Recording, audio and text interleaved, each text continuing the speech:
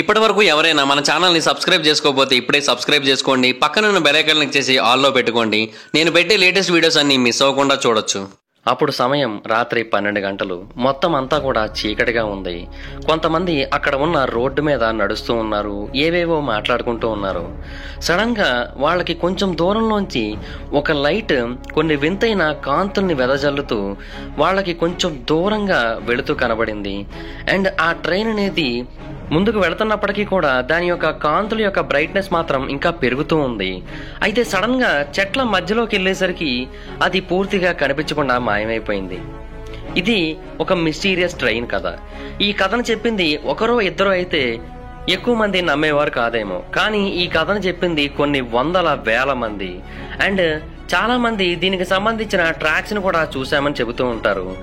కొన్ని పురాతన కాలం నాటి ట్రాక్స్ ఉన్నాయి, బహుశా ఆ ట్రాక్స్ మీద ఇది ప్రయాణిస్తూ ఉండొచ్చు అని కూడా చాలా మంది అంటూ ఉంటారు. అయితే ఇంతకీ ఈ మిస్టీరియస్ ట్రైన్ మనకి ఎక్కడ కనిపిస్తుందో తెలుసా? కెనడాలోని సెయింట్ లూయిస్ అనే ఒక చిన్న విలేజ్ కి దగ్గరలో కనిపిస్తూ ఉంటుంది. ఈ విలేజ్ లో సుమారుగా 400 మంది మనుషులు నివసిస్తూ ఉంటారు. అండ్ ప్రతి ఏడాది కొన్ని వేల మంది ఈ ప్రాంతాన్ని విజిట్ చేస్తూ ఉంటారు. ఎందుకో తెలుసా? ఆ మిస్టీరియస్ ట్రైన్ ని చూడడం కోసం. ఎందుకంటే ఈ మిస్టీరియస్ ట్రైన్ గురించి బుక్స్ లో, ఆన్లైన్ లో, టీవీ షోస్ లో చాలా చోట్ల మెన్షన్ చేయబడింది. ఈవెన్ అన్సాల్వ్డ్ మిస్టరీస్ వంటి పెద్ద పెద్ద షోస్ లో కూడా దీని గురించి తెలియజేయబడింది. సో ఎన్నో ఏళ్లుగా, మరీ ముఖ్యంగా చెప్పాలంటే ఎన్నో దశాబ్దాలుగా దీని గురించి ఎవ్వరూ ఎక్స్ప్లెయిన్ చేయలేకపోయారు. సో అందువలన చాలా మందికి దీని మీద ఇంట్రెస్ట్ అయితే బాగా పెరిగిపోయింది. కొంతమంది ఈ ట్రైన్ వస్తున్నప్పుడు ఒక బ్రైట్ వైట్ లైట్ ని చూస్తారు, కొంతమంది ఈ ట్రైన్ వస్తున్నప్పుడు ఒక రెడ్ కలర్ లైట్ ని చూస్తూ ఉంటారు. అయితే కొంతమంది ఏమంటారంటే ఆ రెడ్ కలర్ లైట్ అనేది ఆ ట్రైన్ మీద కూర్చున్న ఒక వ్యక్తి చేతిలో ఉన్న లాంతర్ అని చెబుతూ ఉంటారు. ఆ వ్యక్తి ఆ ట్రైన్ యొక్క కండక్టర్ అని చెబుతూ ఉంటారు. ట్రైన్ కండక్టర్ ఏంటో నాకు కూడా అర్థం కాలేదు, కానీ వాళ్ళు చెప్పిన థియరీ అయితే మాత్రం ఇదే. ఆ ట్రైన్ కండక్టర్ తన యొక్క జీవితాన్ని ఒకరోజు ఆ ట్రాక్స్ ని ఎగ్జామిన్ చేస్తున్న టైంలోనే కోల్పోయాడంట. ఒక ట్రైన్ వచ్చి అతన్ని గుద్దేసిందంట. సో అప్పటి నుంచి కూడా అతను ఆత్మగా మారిపోయి ఒక ట్రైన్ ని మొత్తాన్ని కూడా ఆవహించేసి ఆ ట్రైన్ రూపంలో మనకి ఇలా కనిపిస్తూ ఉంటాడని కూడా చాలా మంది చెబుతూ ఉంటారు. ఎంతో మంది గోస్ట్ హంటర్స్ ఈ థియరీస్ అన్నిటిని కూడా డీబంక్ చేయడానికి ట్రై చేశారు, కానీ ఎవరి వల్ల కూడా సాధ్యపడలేదు. కానీ కెనడాలోని నార్థన్ భాగంలో ఉన్న ఒక హై స్కూల్లో ఉన్న 2 స్టూడెంట్స్ అసలు ఇక్కడ ఏం జరుగుతుందో తెలుసుకోవడం కోసం, పూర్తిగా స్టడీ చేయడం కోసం ఒక ప్రాజెక్టు వంటిది చేపట్టాలని నిర్ణయించుకున్నారు. సో అందుకోసం వాళ్ళు ఏం చేశారంటే సెయింట్ లూయిస్ కి చాలా సార్లు రోడ్ ట్రిప్ అనేది వేశారు. అంటే ఏ రోడ్డు పక్క నుంచి అయితే ఆ గోస్ట్ ట్రైన్ కనిపిస్తోందో ఆ రోడ్డు దగ్గర ట్రిప్ అయితే వేశారు. హాయ్ ఫ్రెండ్స్, మీరు ఎప్పుడైనా సరే 5,000 రూపాయల ప్రొడక్ట్ 250 రూపాయలకు రావడానికి గమనించారా? లేదు కదా. కానీ అమెజాన్, ఫ్లిప్కార్ట్ లాంటి కంపెనీస్ ఏం చేస్తూ ఉంటాయంటే కొన్ని గోల్డెన్ హవర్స్ టైంలో మెగా డీల్స్ ఇస్తూ ఉంటాయి. ఆ డీల్స్ టైంలో ఒక్కొక్క ప్రొడక్ట్ మీద 90% నుంచి 95% వరకు డిస్కౌంట్ అయితే ఉంటుంది. అయితే ఈ డీల్స్ కోసం మీరు కాన్స్టెంట్గా ఆ యాప్స్ చెక్ చేస్తూ ఉండలేదు కదా, కానీ మీకోసం నేను వాటన్నిటిని కూడా కాన్స్టెంట్గా చెక్ చేస్తూ ఉంటాను. అండ్ దాంట్లో ఎప్పుడు ఏ డీల్ పెట్టినా కూడా ఇమీడియట్గా మీకు ఆ ప్రొడక్ట్ని అయితే షేర్ చేస్తాను. మీరు ఇమీడియట్గా ఆ ప్రొడక్ట్ని పర్చేస్ చేయొచ్చు దాని నుంచే. అండ్ అంతేకాదు కొన్ని ఎక్స్ట్రాడినరీ ప్రొడక్ట్స్ ఉంటాయి, వాటిని మీరు బయట ఎక్కడ కూడా చూడరు. వాటి గురించి కూడా నేను మీకు షేర్ చేస్తాను. మీరు సింపుల్గా చేయాల్సింది ఒకటే, కింద డిస్క్రిప్షన్లో మన టెలిగ్రామ్ ఛానల్ లింక్, మన వాట్సాప్ ఛానల్ లింక్, మన ఇన్స్టా బ్రాడ్కాస్ట్ ఛానల్ లింక్ ఉంటాయి. వీటిలో మీరు ఏ యాప్ ఎక్కువగా వాడతారో ఆ యాప్కి సంబంధించిన లింక్ మీద క్లిక్ చేసి ఆ యాప్లో ఉన్న మన ఛానల్ని ఫాలో అవ్వండి. దాంట్లో రెగ్యులర్గా చాలా ప్రొడక్ట్స్ అయితే మీకు అప్డేట్ అవుతూ ఉంటాయి. అండ్ ఆ ప్రొడక్ట్స్లో మీకు ఏది నచ్చినట్టయితే దాన్ని మీరు కొనుగోలు చేయొచ్చు వెంటనే. సో డిస్క్రిప్షన్లో లింక్స్ ఉన్నాయి, వెంటనే ఫాలో అవ్వండి. సో 2-3 సార్లు ఆ ట్రైన్ని వాళ్ళు కూడా చూశారు. అలా చూసినప్పుడు వాళ్ళకి ఎందుకనో అది కార్ హెడ్ లైట్స్ అయి ఉండొచ్చు అని కూడా అనిపించింది. కానీ వాటిని ప్రూవ్ చేయడానికి సరైన ఎవిడెన్స్ అయితే లేదు వాళ్ళ దగ్గర. సో అందుకని వాళ్ళు ఏం చేశారంటే వాళ్ళకి కావాల్సిన ఎక్విప్మెంట్ మొత్తాన్ని కూడా తెచ్చుకున్నారు. వాళ్ళతో పాటుగా ఒక కంపాస్ని తెచ్చుకున్నారు. అండ్ ఆ ప్రాంతానికి చెందిన ఒక డీటెయిల్డ్ మ్యాప్ని తెచ్చుకున్నారు. ఒక GPS సిస్టమ్ను కూడా తెచ్చుకున్నారు. యాక్చువల్గా 2001లో ఇవేమి కూడా అంత ఈజీగా దొరికేవేమీ కావు, చాలా రేర్గా దొరుకుతాయి. అందులోని అమ్మాయిలకైతే అస్సలు ఈజీగా దొరికేవి కాదు. కానీ వాళ్ళు మాత్రం వాటన్నిటిని కూడా ఎలాగైనా సరే వాళ్ళ దగ్గరికి తెచ్చుకున్నారు.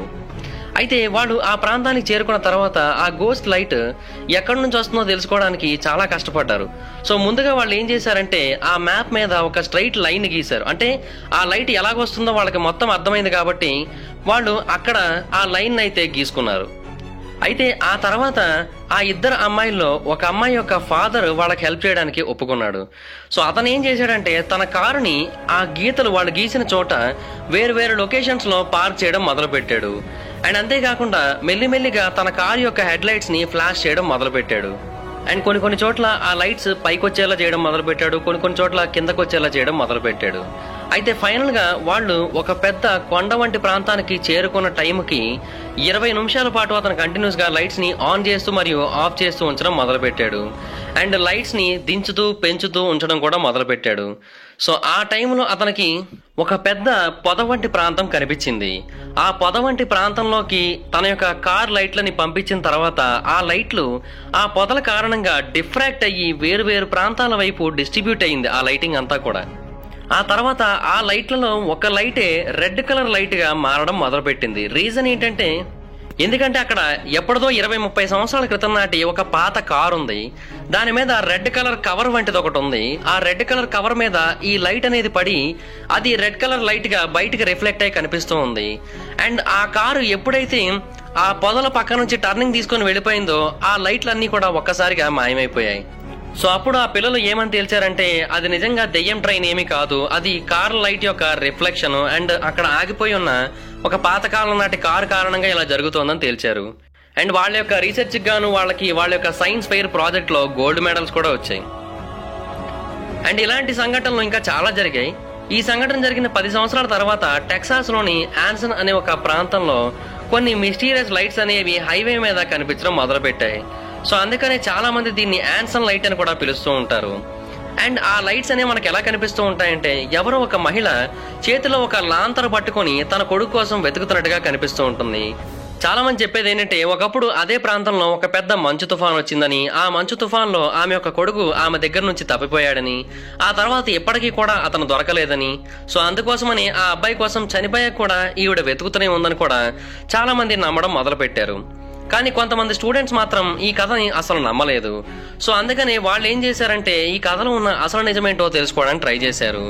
సో వాళ్ళ యొక్క మొబైల్ ఫోన్స్లో ఉన్న లైట్ సోర్స్ని ఉపయోగించుకొని వాళ్ళు గూగుల్ మ్యాప్స్ని ఫాలో అవుతూ ఆ ప్రాంతానికి చేరుకున్నారు. అండ్ ఆ ప్రాంతానికి చేరుకున్న తర్వాత అసలు లైట్ సోర్స్ ఎలా వస్తుందో తెలుసుకోవడానికి ప్రయత్నించారు. వాళ్ళకు కూడా హైవే మీద ఏదో ఒక వింత లైట్ అయితే కనిపించింది. మొదట వాళ్ళలో కొంతమంది కూడా మేబీ ఇది దెయ్యం యొక్క లైటింగ్ అనుకొని భయపడ్డారు. కానీ తర్వాత చుట్టూ ఉన్న వాటిని పరిశీలిస్తే అక్కడికి దగ్గరలో ఒక మెకానిక్ షాప్ ఉంది. ఆ మెకానిక్ షాపులో అప్పుడప్పుడు ఆ కార్ యొక్క హెడ్ లైట్లకు కూడా రిపేర్లు అనేవి చేస్తూ ఉంటారు. సో అలాగా రిపేర్లు చేస్తున్న టైంలో ఆ కార్ల లైట్లు ఈ రోడ్డుకి లెఫ్ట్ సైడ్ లో ఉన్న ఒక పెద్ద ఎల్లో కలర్ బోర్డు మీద పడుతూ ఉంటాయి. ఆ తర్వాత అక్కడ నుంచి రిఫ్లెక్ట్ అయ్యి ఈ రోడ్డు మీద వింత వింత కాంతులుగా కనిపిస్తూ ఉంటాయి. సో ఆ లైట్లన్నీ కూడా కార్ల కారణంగా వచ్చినవే తప్ప ఒక మహిళ లాంతర్ పట్టుకొని ఏమీ ఉండలేదని చెప్పి ఆ స్టూడెంట్స్ ప్రూవ్ చేశారు. సో ఆ తర్వాత వాళ్ళకు కూడా మంచి పేరు వచ్చింది. యాక్చువల్గా చాలా మంది గోస్ట్ బస్టర్స్ ఎప్పటికప్పుడు దెయ్యాల కోసం వెతుకుతూనే ఉంటారు. కానీ ఒకవేళ వాళ్ళు ఏ ఇంట్లోకి అయితే మూవ్ అయ్యారో అదే ఇంట్లో దెయ్యాలు ఉన్నాయి అన్న ఒక ఫీలింగ్ కనుక వచ్చినట్టయితే, 1921లో ఒక పెద్ద ఇల్లు ఉంది. ఆ ఇంట్లో గ్యాస్ కానీ ఎలక్ట్రిసిటీ కానీ అసలు ఏమీ లేదు. ఆ ఇంట్లో చాలా ప్యాసేజ్ వేస్ ఉన్నాయి. అండ్ ఆ ఇంటికి సంబంధించి చాలా కథలు కూడా ఉన్నాయి. అది ఒక అద్భుతమైన హాంటెడ్ హౌస్ అని, ఆ ఇంట్లో ఉన్న వాళ్ళందరినీ కూడా ఆ దెయ్యాలు ఇబ్బంది పెడుతూ ఉంటాయని కూడా చాలా కథలైతే ఉన్నాయి. అయితే ఒకరోజు ఆ ఇంట్లో నివసిస్తున్న ఒక మహిళ సడన్ గా తన తల యొక్క పై భాగంలో ఏవో ఫుడ్ స్టెప్స్ ని విన్నది. సో పైన ఎవరో ఉన్నారన్న ఉద్దేశంతో ఆమె అర్జెంట్ గా పైకి వెళ్ళి చూసింది. అండ్ పైన ఉన్న ప్రతి రూమ్ ని చెక్ చేసింది. కానీ ఎక్కడ ఆమెకి ఏమీ కనిపించలేదు. అండ్ చాలా వాటిని అయితే ఆమె ఈవెన్ లాక్ చేసి ఉంచింది కూడా. సో ఆమెకి ఏం అర్థం కాక మళ్ళీ వచ్చి పడుకుంది. అయితే నెక్స్ట్ డే కూడా మళ్ళీ సేమ్ అటువంటి శబ్దాలే ఆమెకి వినిపించడం మొదలు పెట్టాయి. ఈసారి ఎవరో ఆమె ఇంట్లో ఉన్న ఫర్నిచర్ ని మూవ్ చేస్తున్నట్టుగా ఆమెకు అనిపించింది. అయితే ఎన్ని శబ్దాలు వచ్చినా కూడా ఆమె భయపడకపోవడానికి కారణం ఏంటంటే ఆమె ఒక గోస్ట్ బస్టర్. ఆ శబ్దాలు ఏవి ఆమెని భయపెట్టలేకపోయాయి. అయితే ఒకరోజు రాత్రి ఆమె పడుకోకుండా అసలు ఏం జరుగుతుందో తెలుసుకోవడానికి ట్రై చేసింది. సో తన పిల్లలను ఒక పిల్లాడి యొక్క రూమ్ లోంచి వింత వింత శబ్దాలు రావడంతో వెంటనే తన పిల్లాడి యొక్క రూమ్ లోకి పరిగెట్టింది. కానీ అక్కడ ఆమెకి ఎవరూ కనిపించలేదు. అండ్ ఆ పిల్లాడు కూడా నాకు ఏమీ వినిపించలేదు అని చెప్పాడు. ఆమెకి ఏదో చిన్న డౌట్ అయితే కలిగింది. అయితే మరుసటి రోజు కూడా కావాలని అసలు అలా పడుకోకుండా తన పిల్లాడి రూమ్ లోనే వెయిట్ చేయడం మొదలుపెట్టింది, ఏం జరుగుతుందో చూద్దామని.